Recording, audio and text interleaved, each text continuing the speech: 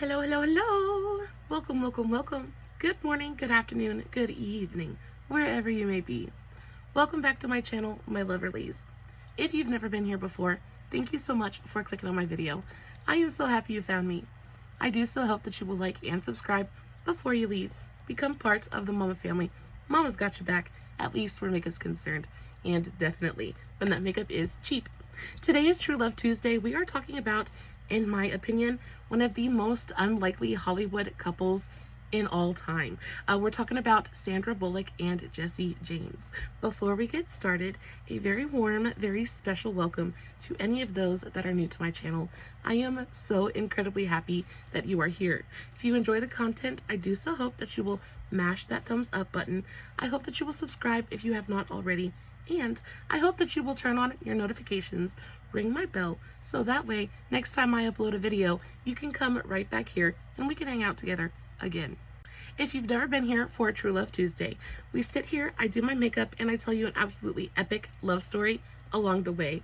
I don't talk too awful much about the makeup that I'm using, but I will put a full product list in the description box below, along with the tags to all of my other socials, Facebook, Instagram, TikTok, all that good stuff. I did make sure to film a TikTok on today's eye look if you are interested. It's just about the simplest, easiest thing ever. Took me all of 5 minutes to put together, but I do think it is very, very pretty. I used the Makeup Obsession Love Is My Drug palette. I picked this up at TJ Maxx or Burke's a little while ago, and I picked it up for like $5. Super pretty, very, very simple, very everyday, soft kind of eyeshadow palette. Super easy to use, very effortless. I was surprised by the quality of the mattes in here. They were really nice. Effortless to blend. It just went on my eye and basically did it itself. I think the star of today's eyeshadow look, though, is definitely this bad boy right here. This is the Langmanni glitter gel. I picked this up off of Amazon. I have been so obsessed with glitter recently. I just cannot seem to get enough of it, and this stuff is by far my favorite form right now. This is the Langmanni Glitter Zone Glitter Gel in the shade Galaxy 02. It is so beautiful. It is so dimensional. It's like pinky, purple, golden. Absolutely stunning. This goes for around $7 on Amazon, worth every cent of that price tag. It is so, so good. It takes a look from 0 to 100 in an absolute heartbeat. If you ever feel like you've got a look that it just needs that little something extra, just a little something to kind of spruce it up and make it just a little bit more magical, I find that glitter gel is going to do that for you no matter what, and it takes 2 seconds to apply. This stuff is so, so good. If you see me looking over in this direction, it is because I am looking at my notes. Today's story is going to be a little bit of a longer one. I've got like 6 pages of notes, lots of notes. I've got like 6 pages of notes to go over today, so I'm thinking we're going to be here for a good long while. I'm going to try to get through it as fast as I possibly can.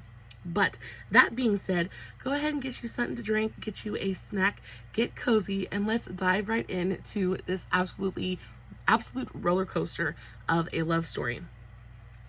Sandra Annette Bullock was born July 26, 1964 in a Washington, D.C. suburb of Arlington County, Virginia.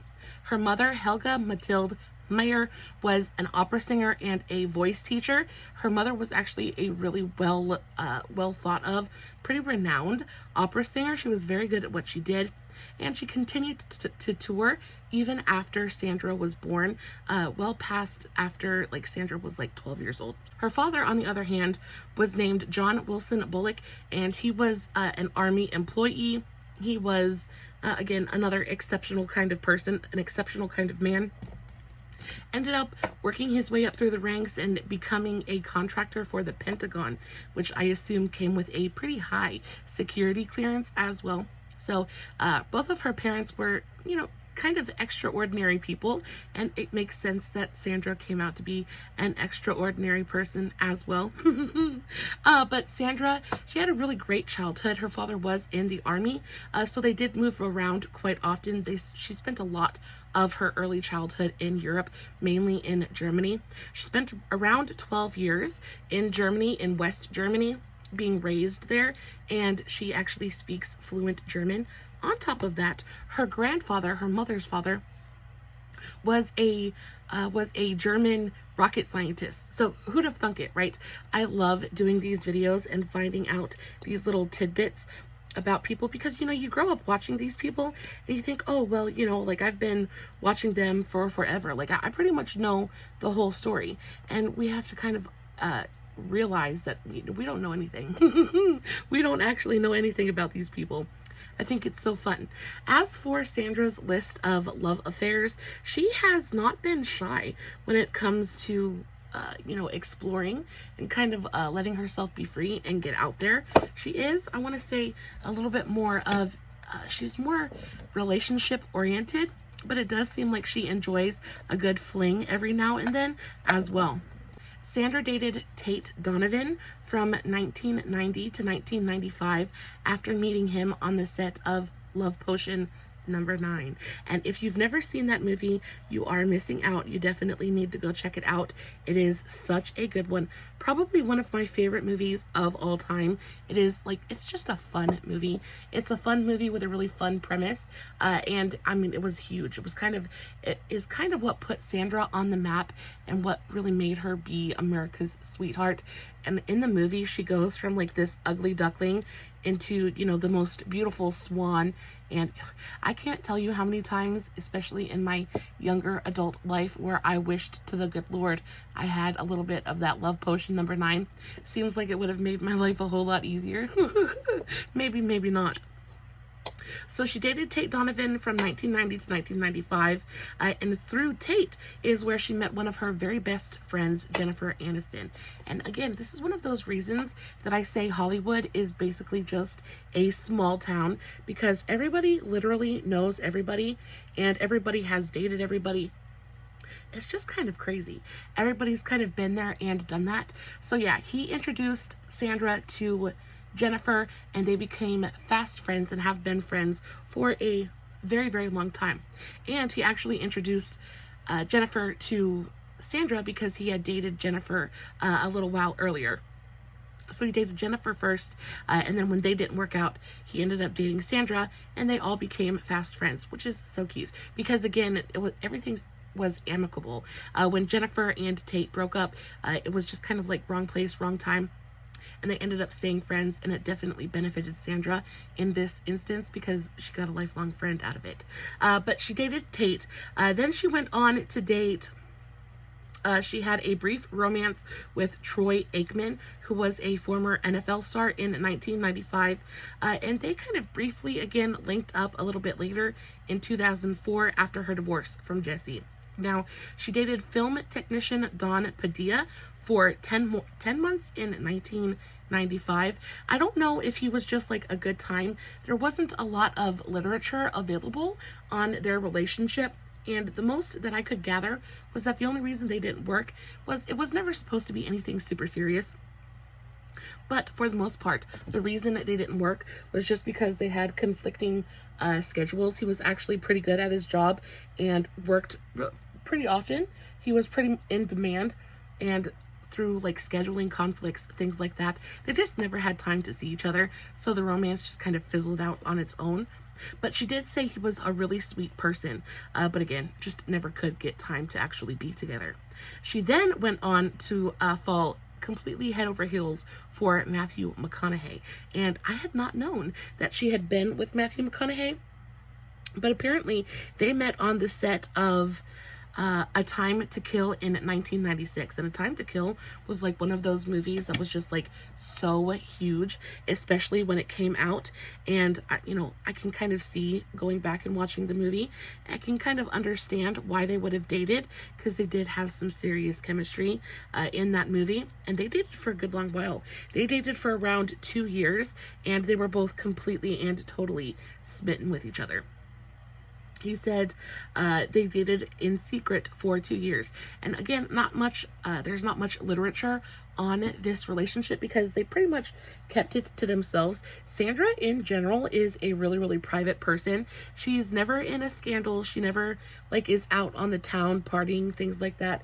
She just kind of basically keeps to herself, and her, you know, her personal life very much reflects that.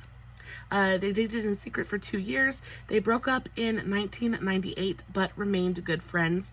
And Matthew has just been very patiently waiting to work with her again. He said that there is greatness locked inside that woman, and I feel like we've seen a good bit of it. She has some serious, amazing film roles under her belt for sure. She dated musician Bob Schneider from 1999 to 2001. They kept the relationship super low-key, and then she met Ryan Gosling, and I love this pairing. Ryan Gosling is just one of those guys that is just absolutely dreamy. I mean, he's not like super my type, but I can definitely get the appeal. And she said that he taught her a lot. Up until this point, she's just basically been go, go, go, all about her career, about trying to like keep her head down and really make her mark, things like that. And during this time, and especially during this, during the Murder by Numbers, yeah, they met while working together on the film Murder by Numbers, which again is one of those films that was absolutely huge when it came out. But during this time, she's really just trying to focus on her career, and she's also dealing with a ton of anxiety, things like that. And Ryan really helped her to kind of figure out how to slow down, how to really just take a minute and relax and take a step back and just enjoy life, enjoy the present. And he taught her how to relax and to disregard all that isn't important. She said he's like a little Buddha. And they broke up in 2003, but again, stayed friends. And this is, again, a little bit of a habit with her. She will, bust with somebody, but how do you dislike Sandra Bullock? How do you dislike this woman? So of course she stays friends with all of her exes, well, most of her exes. And I just think it says a lot about her character, both her as a person and about the people that she chooses to date. You know what I mean? As for Jesse, before we even get started on this man, I want to let you know that I do genuinely try to not pass judgment on any of the people that I talk about. I try to not let any of my personal opinions or feelings come out in the telling of the story. But I'm just going to tell you right now, I do not like this man. I do not like this man at all. I do not like the way that he treats women. I just do not like him at all. So I'm going to try to keep that to myself, but I'm just going to go ahead and let you know right now, I do not like this man at all. Not one teeny tiny little bit. Jesse Gregory James was born April 19th, 1969. He's 5 years younger than Sandra. He's best known for starring on the Discovery Channel show Monster Garage. I remember watching that show growing up with my dad. My dad watched it all the time. That says something. So yeah, he's big into motorcycles. He's a mechanic, and it makes a lot of sense. She is basically Sandra to me anyway. I don't really know her, but to me she seems like kind of a small town girl at heart. And small town girls, they enjoy a good mechanic. They enjoy that kind of guy. So I completely understand the appeal. He's not an unattractive guy in the slightest. So I mean, I understand what she saw in him. But y'all, he's a mechanic, founded West Coast Choppers. He's been married 5 times and has 4 children with 3 different women. He claims that his great-great-grandfather was a cousin of the notorious outlaw Jesse James. But when he was asked to provide a DNA sample in order to corroborate, in order to prove that fact, because apparently there's this whole big long, there's this actual group. It is a I can't think of the word, but there is an institution that actually goes out and finds ancestors or finds descendants of this guy, and they're all in like this big kind of club. Now, when they reached out to Jesse to see if he would be willing to send in some DNA so that they could verify that he was indeed a descendant of Jesse James, or at least related to him in some small way, Jesse just kind of flat out denied and refused to do so. And I think that says more than his words ever will. So there's that. On his personal website, it's kind of like one of his big draws is that he's this big baddie, and he's descended from the original big baddie, the original outlaw Jesse James. Please. Now, when it comes to Jesse's marriages and relationships, they are many and they are varied, and they are all very short, and they all end exactly the same way. So Carla James was Jesse's first wife. Not a ton is known about his relationship with her. Their relationship basically took place before he was really in like the public eye, before he was famous, you know. But she is a model, and she, you know, she's an absolutely beautiful woman. They have 2 children together, a boy and a girl. They have a daughter named Chandler James and a son named James Jr. They were together from 1991 to 2002. And again, she keeps her private life private. She is not big in, you know, she's not big on social media, things like that. She's not big in the public eye. She just basically keeps to herself.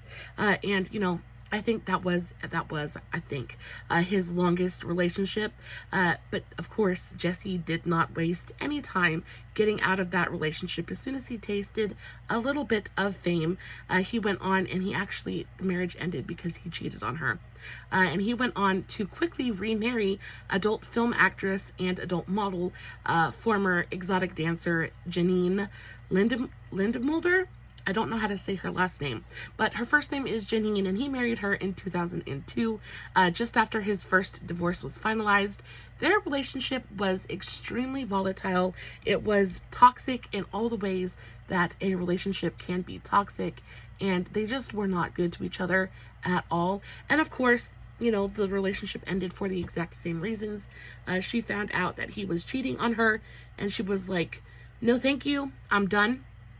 But the only difference being is that their relationship was volatile, and amid allegations of cheating and domestic violence, they split in November of 2003, so they didn't even make it like a full year.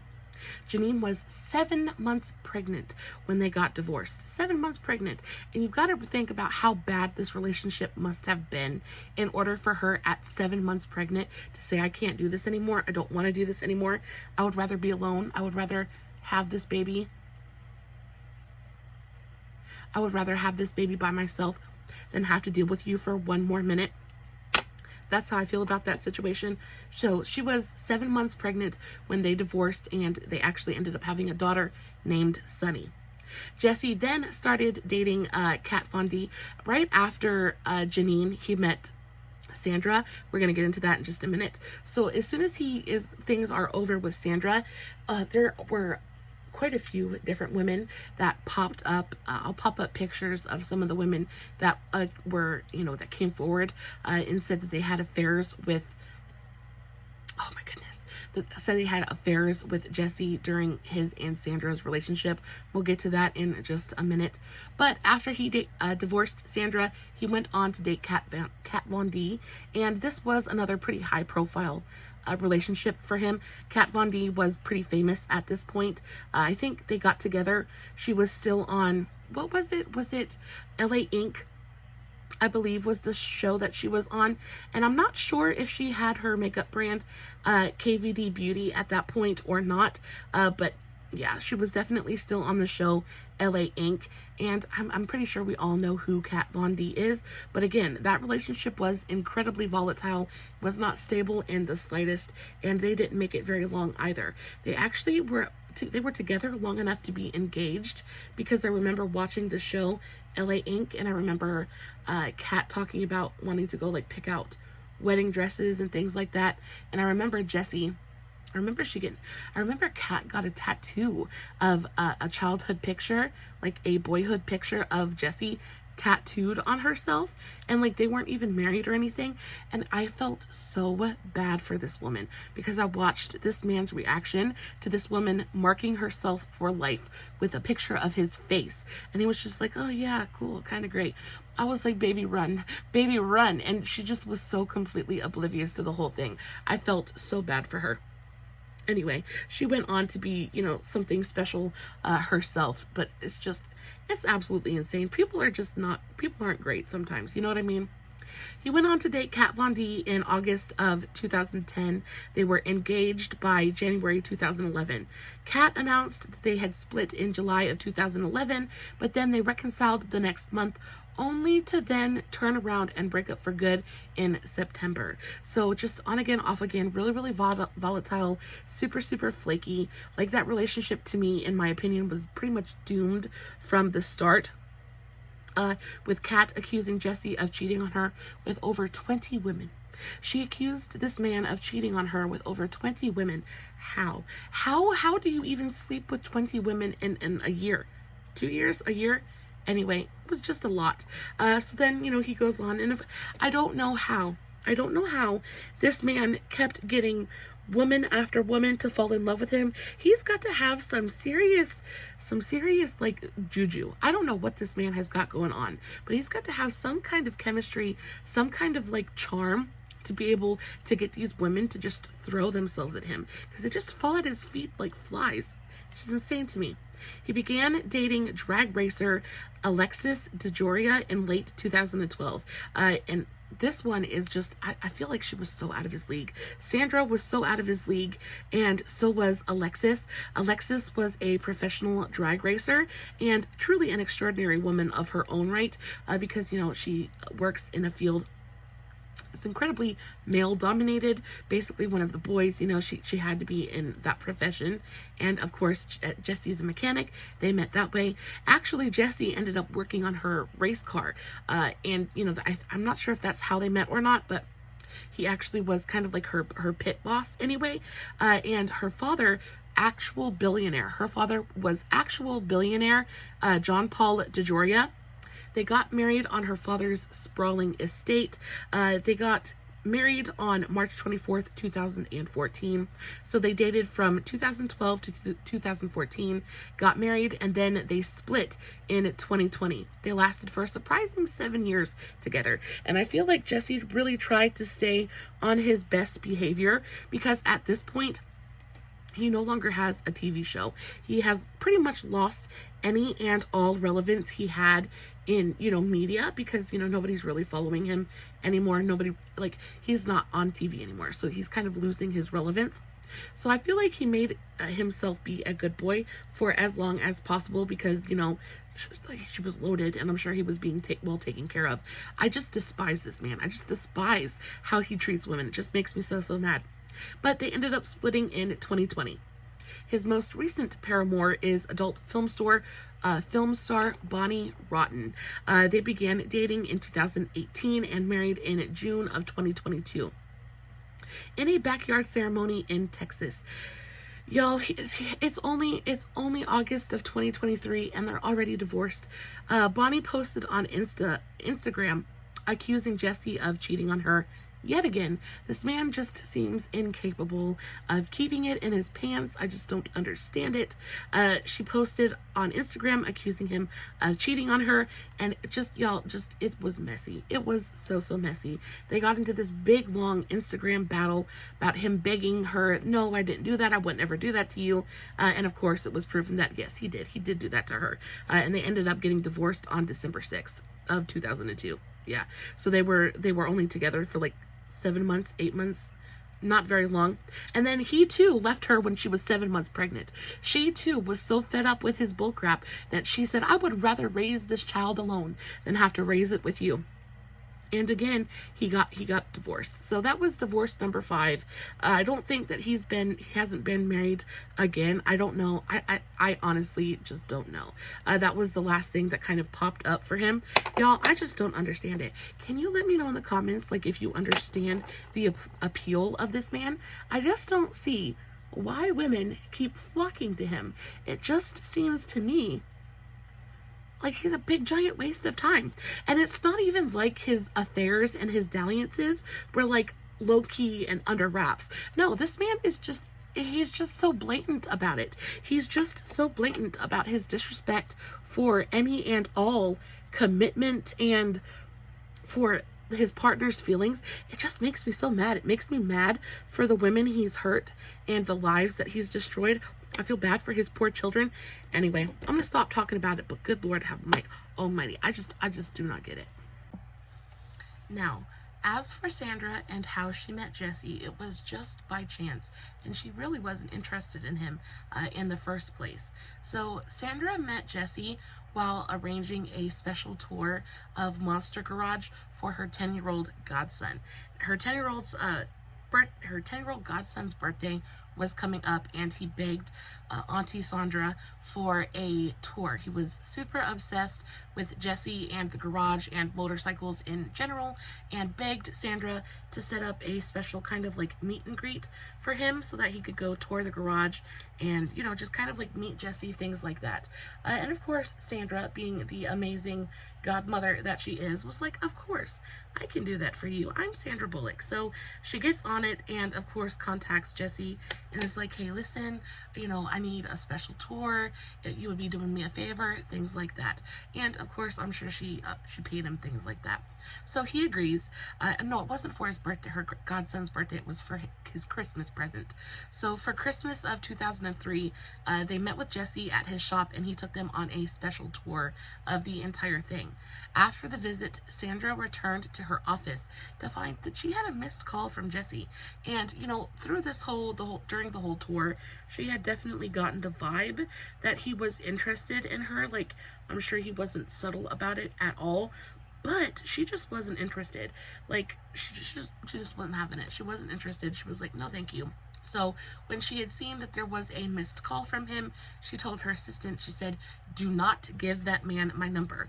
Give him my email, and I'll politely tell him that I'm not interested. Well, she turned him down once. She turned him down twice. Apparently, this man is incredibly persistent, and he actually got through her defenses by starting a virtual game of 20 questions with her.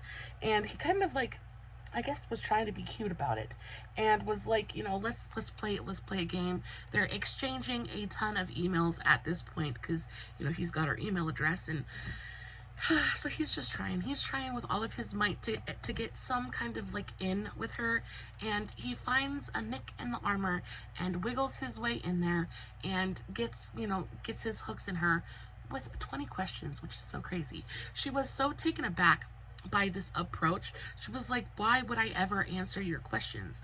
She was like, I'm just not going to answer his questions. Of course, I thought the questions would be like, do you know what a chassis is, and things like that. But no, he surprised her. He surprised her with actually asking thoughtful questions, thus showing her a little bit of a different side to him. Because and this goes on both parts, because initially, Jessie didn't think that he was going to be interested in Sandra either. He had assumed that Sandra was going to be, you know, stuck up and pretentious and a bit of a snob. And of course, you know, Sandra went into the whole situation with a preconceived notion that he was just going to be like this big chauvinistic kind of redneck butthole. A homophobic chauvinist. And she just was not interested. But when he started that game of 20 questions and kind of showed her a softer side of him, she was kind of intrigued.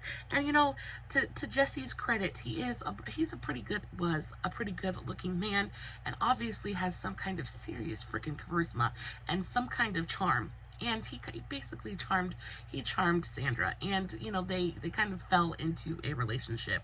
They realized there was a serious spark and chemistry between them, and, you know, they pretty much instantly fell in love, and after a very, very short dating period. And, you know, it's so crazy with me, to me, because Sandra, thus far in her romantic life, she's been very subdued, not subdued, but she just hasn't been like a fool's rush in kind of girl, right? She's never been like, oh, let's just do it, right? And I don't understand, again, what it was about Jessie, but she just kind of like threw caution to the wind and was just like, let's go for it. And I'm pretty sure that Jessie probably love bombed the crap out of her and really threw her for a loop, because they dated for not very long, and then ended up getting married. Their dating period was very, very short. They got married the following year in secret. They ended up inviting a bunch of their friends and families, over 270 guests. In July of 2005, they hosted 270 guests at a ranch in the San Ynez Valley under the guise of celebrating Sandra's 41st birthday.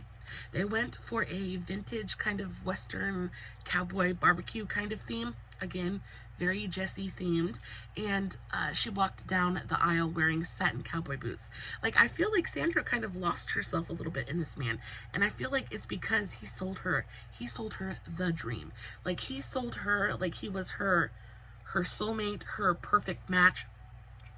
Like, he really sold the dream to this woman, and I feel so bad because she totally got the rug yanked out from underneath her, and it makes me so sad for her. So under the guise of her 41st wedding, or 41st birthday, and actually it was their wedding, she even made Jesse's wedding band herself in his shop. And I just think, if he would have just been good to her, if he would have just kept it in his pants and like just stayed faithful to her, I really feel like they genuinely were in love. Because Sandra, to me, seems like the kind of person that would like genuinely give you the shirt off of her back. It seemed like she genuinely was just so head over heels for Jesse. She probably would have done anything for that man, and he literally had everything, and it wasn't enough.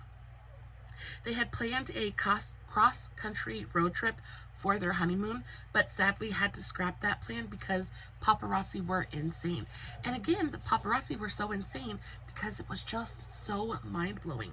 This union was so unexpected. Again, it is just so unlikely. Like, the pairing of the two are so unlikely.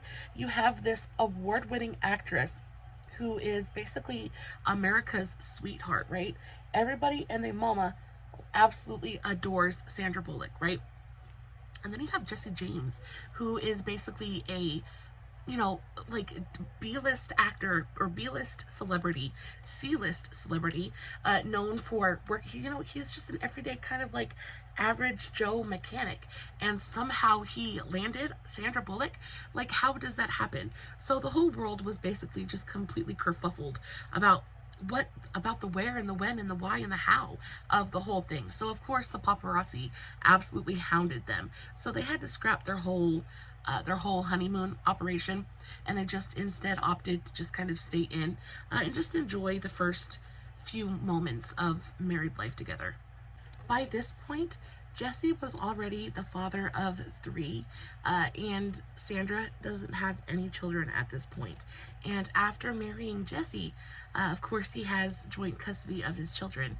And she kind of jumps into this ready-made family kind of mentality. She's on cloud 9. She's always wanted to be a mother, and I don't know if she had fertility struggles or if she just didn't want to have children. I don't know what the situation on that is, but she just didn't have any biological children. So the fact that she was able to enter into this relationship with Jesse and him already have children and things like that, it was kind of a perfect situation for her. And when she was asked about how she felt about being a stepmom, she was like, you know, we have a beautiful extended family, and what exactly did she say? She said, I love our beautiful family. She said, I'm not going to waste a single second wishing or hoping that it was any different. So she really just kind of jumped into her role with gusto and, you know, with joy. She just really was happy about it. They even moved across the street from Jesse's ex-wife, Carla, who was his first wife and the mother of 2 of his children. They even moved across the street from her so that they could be closer to his children, and so that way they didn't have to like commute so far, and, you know, on and off days it wasn't so disruptive for the children. When Jesse's second wife, Janine, was sentenced to prison for 8 months for tax evasion, they actually ended up taking in his 5-year-old daughter, Sunny, when she was put in prison. So and again, you know, Sandra's just like going for it. She's just going for it. She is giving her all to this man and his children. She is trying to be as pleasant and as she's trying to be as helpful as she can in any given situation. And actually, Jesse ended up going to court with Janine over custody of his daughter, Sunny. And because of Sandra's help, he was actually able to win custody of Sunny. And Sunny moved in with Jesse and Sandra full-time. Just to time out real quick, this is that new blush formula from ShopMissA. This is the I Heart Dewy Blush Drops. Look how freaking pretty that is. I can't get over how nice it is. Anyway, so she goes to court, she goes to bat with this man. They end up getting custody of his daughter, and for a little while, it's just like bliss. They're living in wedded bliss. Their family is beautiful and growing and happy and healthy. Her and Jessie are healthy, and you know, things are going really great for her professionally as well at this time. So they've got like kind of like a toddler, a small child in the home, and everything is just kind of chaotic. They have his other two children a lot, so they're at the house pretty often as well, because of course his home with Sandra is really, really nice, and they've got pools and you know, cool gaming systems, things like that. So it's just a really awesome place to be. So the kids are happy, Sandra's happy, Jessie's happy. Life is just going really, really great. When Jessie was asked about the dynamic of his relationship with Sandra, he said, there is no limelight when it's just her and I, trying to figure out who's going to take the kids to school and who's going to pick them up, when we're trying to figure out what we're going to have for dinner and that type of stuff. He was like, it's just normal. We're just a normal family. And that was about as good as it got. Like, life was going beautifully. Sandra had finally found the man of her dreams, and even better, he came with a ready-made family, so she finally had the children that she had always wanted. Like, she is just on cloud 9. Her career was flourishing. She had just done the movie Premonition, and I remember that movie, and that was an absolute stellar movie. Big, big hit as well. And then she goes and she starts filming for The Blind Side. And The Blind Side was probably one of her biggest hits in most recent years. Blindside was an absolutely epic movie, came out to amazing critical acclaim. Like, it was just a really great movie. And you know, in order for it to be as great of a movie as it was, she really had to put a lot of time and a lot of effort into work and filming things like that. So at this point, she's gone a lot. She's gone a lot, and she's kind of leaving Jessie to hold down the fort while she goes and makes money, right? Because though Jessie has a little bit of income coming in right now, in 2006, his show on Discovery Channel, Monster Garage, actually got canceled. So he no longer has that income stream coming in anymore. So he decides to supplement it by opening up a Cisco Burger. Yeah, he ends up opening a Cisco Burger just a couple doors down the street from Monster Garage, trying to kind of supplement his income, and it does pretty well. I think that it's actually still open at this point. I'm not sure. But, you know, he's definitely not the one with all the money in the relationship. And all he had to do was just hold down the fort. Sandra's going out, and she's not really asking anything from this man either. She's just asking that he just be a good guy. He just be a good husband. Well, filming for The Blind Side ends, and the movie comes out, and it's an absolute hit. Everybody and their mama goes to see it. It's a really beautiful, heartwarming story. If you've never seen The Blind Side, she plays what is the name of her character? Leanne Tui. She plays this very warm, motherly Southern woman, and they take in this child who's kind of been abandoned and orphaned, and they take him in, and he ends up being a really fantastic football star, things like that. If you've never seen the movie, highly recommend it. It's a really, really good one.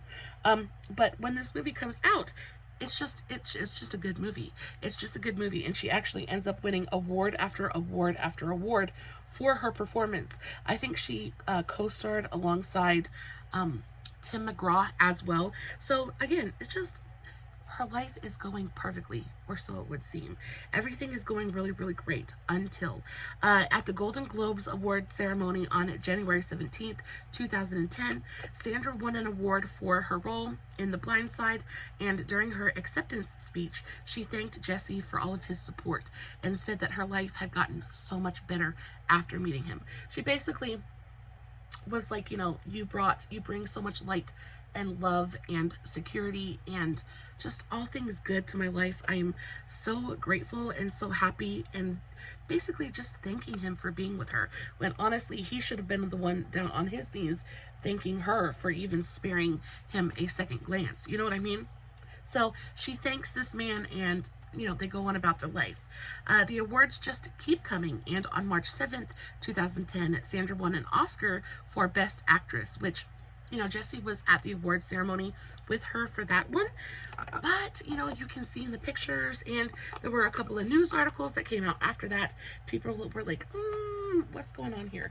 Because you could definitely tell that the energy between them had shifted. Things were a little bit different at this point. They're not as like lovey-dovey. They're not as like in the first award ceremony. They're hugging and they're kissing and they're holding hands, and he doesn't leave her side all night. Well, at the Oscars, he's just kind of like there, you know, he's just there. You can tell that she's just kind of like tolerating his presence. He gives her a very like short peck on the red carpet, and then basically he just kind of goes off and does his own thing. And during her acceptance speech for her Oscar, she doesn't mention him at all. And, you know, basically the very next day, it's just her whole world fell apart. I feel so bad for this woman. On March 17th, so well, I guess 10 days later, on March 17th, 2010, In Touch magazine ran a cover story called The Ultimate Betrayal. And this was based on an interview with Michelle McGee. And she was a model, and I think she was both a model and an adult film entertainer. And she said she claimed to have had an 11-month-long affair with Jesse while Sandra was away filming for The Blind Side. And of course, you know, like, this is not okay. This is not good. And at this point, everybody's thinking that her and Jesse's relationship is so solid, and they've got pretty much everything figured out, and, you know, everything is great. And then for this article to come out, and it's so embarrassing. It's so embarrassing for Sandra, because everybody pretty much told her, was like, nobody was like, everybody was like, why? What are you doing? Like, what are you doing with this guy?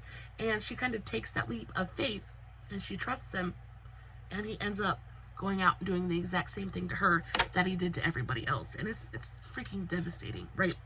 So while filming The Blind Side, he's out sleeping with other women, having an 11-month-long, it's not even like he just had a one-night stand. He had an 11-month-long affair with this woman.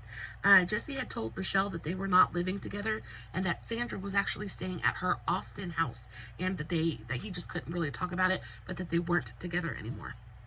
Then it comes out that same day, March 17th, Sandra had pulled out of the London premiere for The Blind Side because, of course, the news has just broken that her husband is cheating on her. And though I think at this point she had suspected it, she didn't know for certain what was really going on.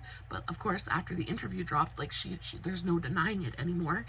So she's a complete and total emotional wreck. So she pulls out of the London premiere, and she releases a statement that says, "Due to unforeseen personal reasons, a trip abroad to support The Blind Side has been deemed impossible at this time." She said this in a statement to BBC News. She says, "I apologize for any inconvenience this may have caused you, and thank you so much for your continued support of the film." And just trying to be really diplomatic about it, not really giving a lot of personal information, but just saying, like, yes, I know what's happening, I know what's going on, and I'm taking time to deal with it. The next day, the very next day, so she released that statement on the 17th, and then on the 18th, Jesse releases his statement, and he says, "There is only one person to blame for this whole situation, and that is me." You think? He says, "The vast majority of the allegations being made against me are false, but it's because of my poor judgment that I deserve every bad thing that is coming my way." He had no idea how bad it was going to be. He said, "But it's because of my poor judgment that I deserve every bad thing that's coming my way. This has caused my wife and children pain and embarrassment beyond comprehension. I am extremely saddened to have brought this on them. I truly am very sorry for the grief that I have caused them. I hope one day they can find it in their hearts to forgive me." Okay, so at this point, he's trying to like do damage control. At this point, Sandra's trying to do damage control. They're all basically just trying to figure out what in the world is going on. Like what really happened? Is this true? Is it just somebody clout chasing? Like, what is actually going on at this point? But then, you know, on March 20th, reconciliation might have still been on the table. Very small, infinitesimal little speck of hope for reconciliation. Until that is on March 24th, 2010, when reports surfaced from yet another woman named Melissa Smith. She told Star Magazine that her and Jesse had a 2-year-long affair during the beginning of his marriage to Sandra. It just kept getting worse it just, and it, it wasn't just one woman, it wasn't just two women, but another woman comes forward. Yet another, so this is a third woman who's come forward and said that, yeah, I had an affair with him too. And these women suck pretty hardcore too, because there's no knowing. Like, it's impossible to not know that this man is married. Like, he's a married man. He's married to Sandra Bullock. Like, you are just as sucky people as he is. I can't stand a cheater. Anyway, so yet another woman comes forward on March 25th, and a woman named Brigitte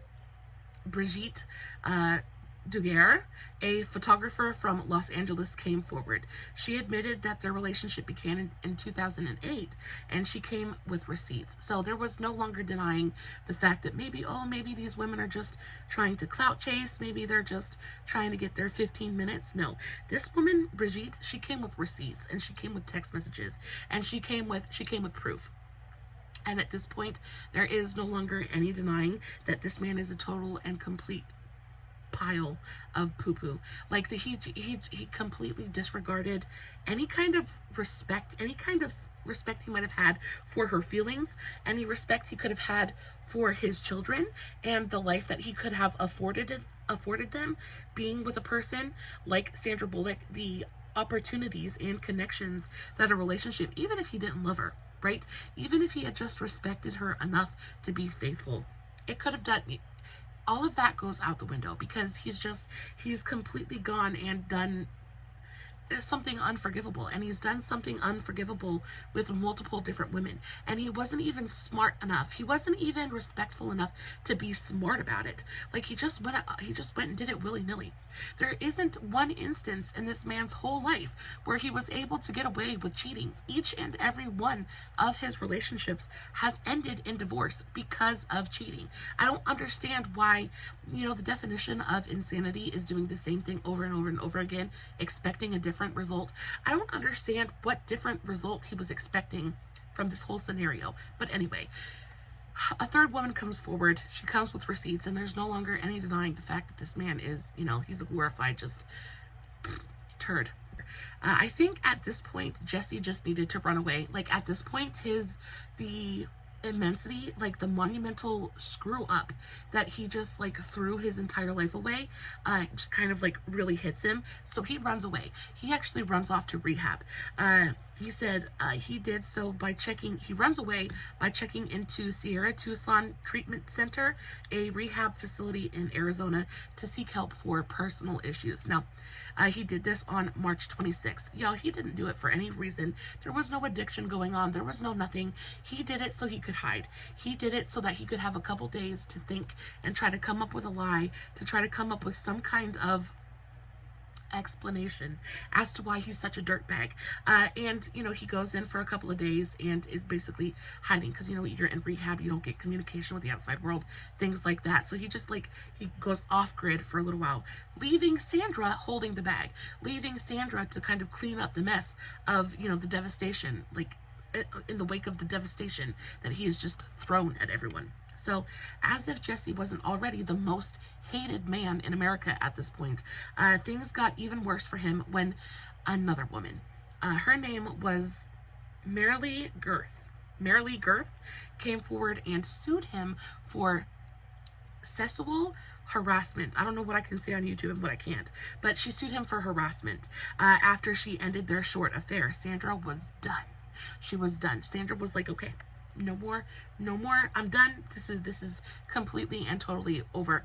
So at this point, not one, not two, not three, but 4 women have come forward with some kind of accusation levied against Jesse. And during this entire period, during their entire marriage, she's just sitting here thinking that they're like, oh, they're so happy in love. And, on top of her being completely and totally humiliated by the entire affair, now she just feels stupid because everybody told her so, right? Everybody told her so, and she didn't listen, and it's just an awful feeling. It's such an awful feeling. On April 19th, 2010, she was seen in public for the first time, and there's no wedding ring on her finger. Like, there is no longer any denying that she's absolutely done with this man. She has taken his claim on her and probably thrown it into the trash. So there's that.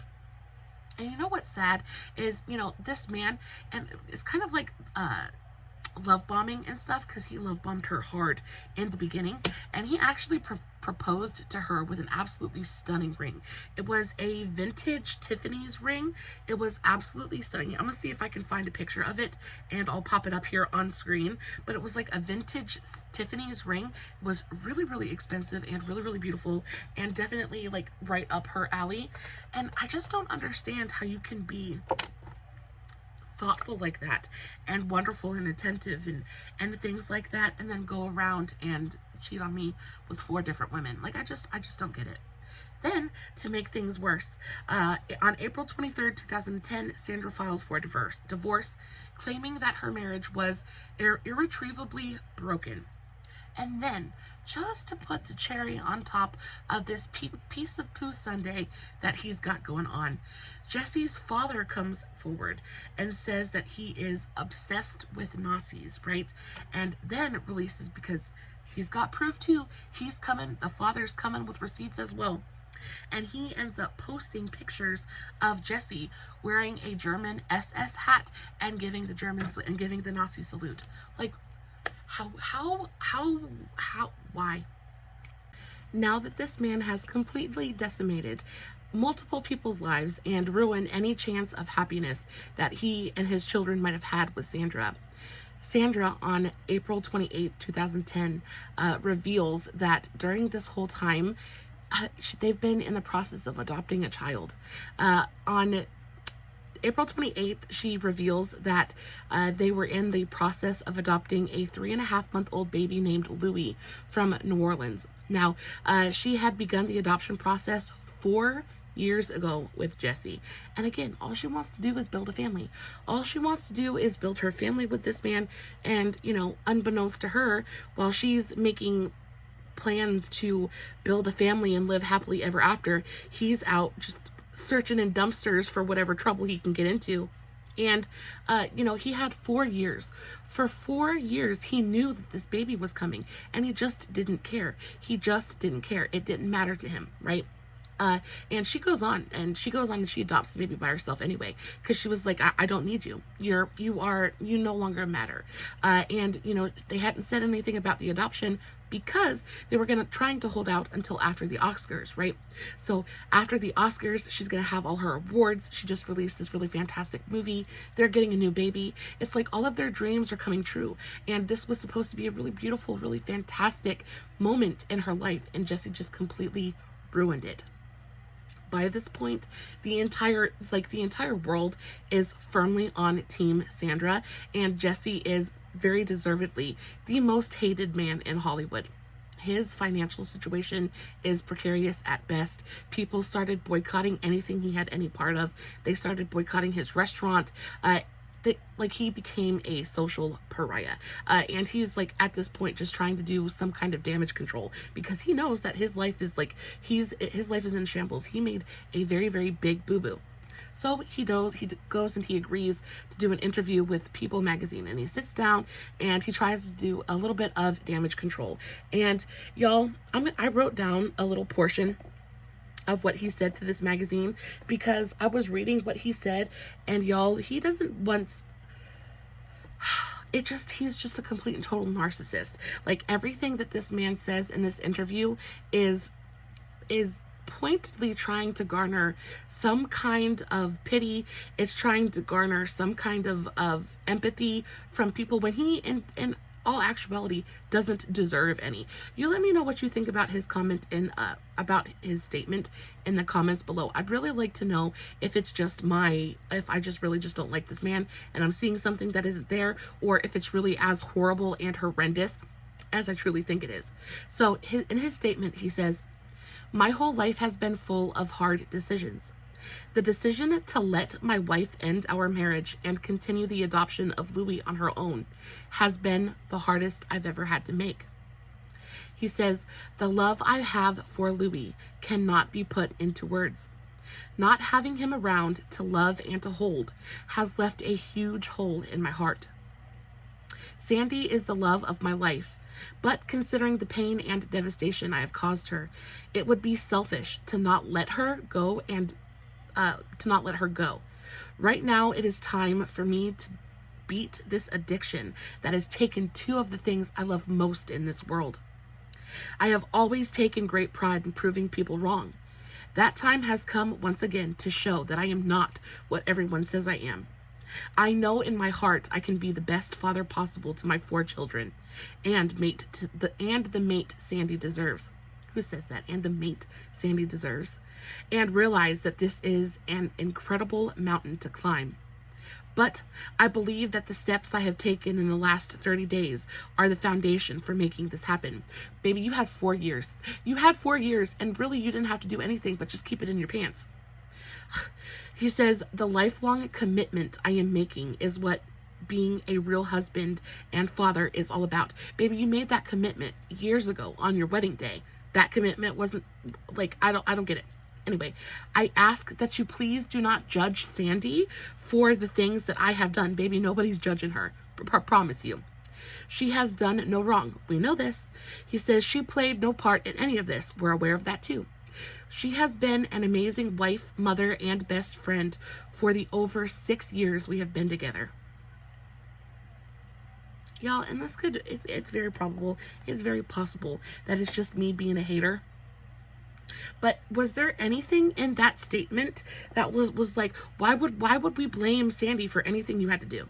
Like, why would we blame Sandy for any of the decisions that you decided to make? Like, why? Like, no. He's trying to place blame on her. He's trying to make it seem like, well, she wasn't there and I had no other choice. And then he's trying to blame it on an addiction. No, baby. No, baby. Like, if it was an addiction, you would have been in therapy. If this was a real problem, like, you would have been taking steps to make sure that this didn't happen. Instead, you went out and you did your own thing and you did exactly what you wanted to do. And now that you're having to pay the piper, you're not, like, in the price of the bill. Like, I just don't get it. Their divorce was finalized in late June of 2010. Now, what was Sandra's life like after Jesse? And I am so incredibly happy to report that this woman finally genuinely found the love of her life. And sadly, the story has a very, very tragic ending. But Sandra didn't let the divorce, like, hold her down. She didn't let it hold her back. She went on, and she actually ended up going on and adopting another child. She adopted a daughter named Lila in 2015. Sandra went on and she lived her life. She continued to make movies. She continued to do her thing. She basically just left Jesse in the dust. Nothing has happened with Jesse since then. Like, he's had a couple of romances. He has completely fallen out of the limelight. Nobody really has anything to do with him anymore. Of course, Sandra is still, America's sweetheart. We all love her still very, very much. But she did go on to find love. And this is what makes me so, so happy for her. She went on to find love again in professional photographer Brian Randall. She met Brian when she hired him to photograph Louie's birthday party in 2015. They began as friends, but it quickly progressed to something more just a few short months later. They attended Jennifer Aniston. Remember, she was like besties with Jennifer Aniston. So she actually went on to attend Jennifer Aniston's wedding to Justin Theroux. She attended that function with Brian. And that was when they finally were like, yep, this is us. We're out. We're here. Like, we're together, like, we're a thing, right? So October 2015, they made it official and attended the premiere of Our Brand Is Crisis, walking the red carpet together, holding hands, and, just kind of like cuddling and being a super cute, adorable couple. This is what she had been searching for, and everything that she was hoping Jesse would be, Brian actually was. He was a devoted father, and he had been through all of his own troubles when he was younger. He had struggled with addiction. He actually had a daughter named Skylar from a previous relationship. And at this point in his life, he was exactly where Sandra was. And, like, he was ready to take that leap into adulthood with Sandra. So she finally found an equal partner. Not only that, I'm gonna pop up a picture here. This man was freaking beautiful.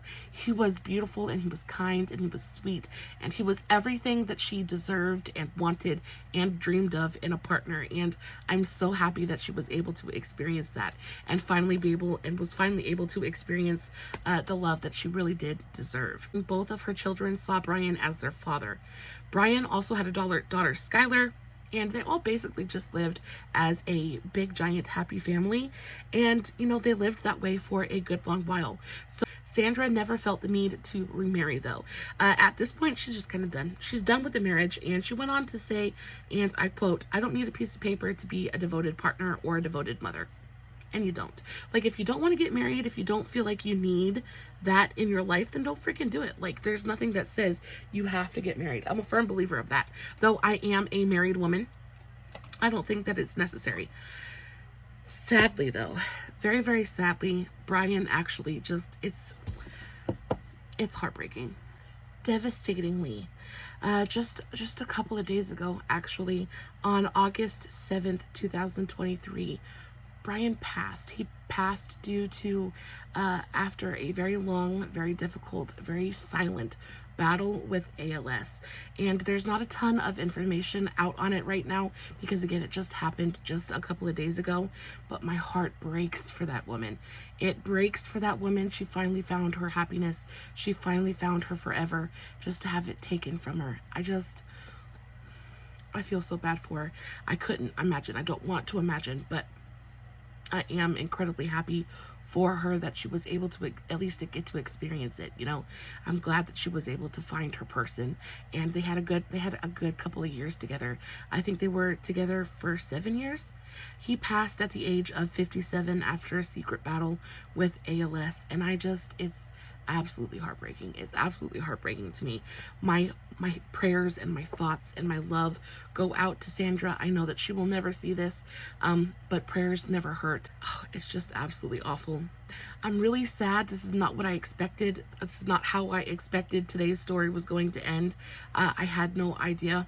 But if you can, just take a moment today to say, you know, send a silent prayer to the Lord. Help Sandra get through this absolutely devastating time that she's going through right now. Send a prayer up for their children, because I just couldn't even imagine. They've lost their father. Y'all, today's True Love Tuesday was twisty, turny, was definitely a roller coaster of emotions. I really do not like Jesse James. I absolutely adore Sandra Bullock. I wish her every happiness in the whole big wide world. This is the finished look for today. I really adore the way that it came out. I like my eyes. I think my skin looks fantabulous. The lip combo that I have on right now is the NYX Suede lip liner in the shade Vintage, and then I have a ShopMissA lipstick on. This is just the ShopMissA creamy lipstick in this shade Shore. Really, really pretty lip combo. I look pretty. I like it very, very much. I will, of course, take finished pictures and post them over on Instagram and Facebook. Links for everything will be in the description box below. Guys, I love you so, so very much. I hope you enjoyed today's video, at least a little teeny tiny little bit. As always, it's just me sitting in front of my camera, doing my makeup, telling you guys an epic, kind of tragic love story. Hoping you guys are enjoying what I'm doing. And until next time, stay safe, take care of yourselves, and remember, you're important. Bye.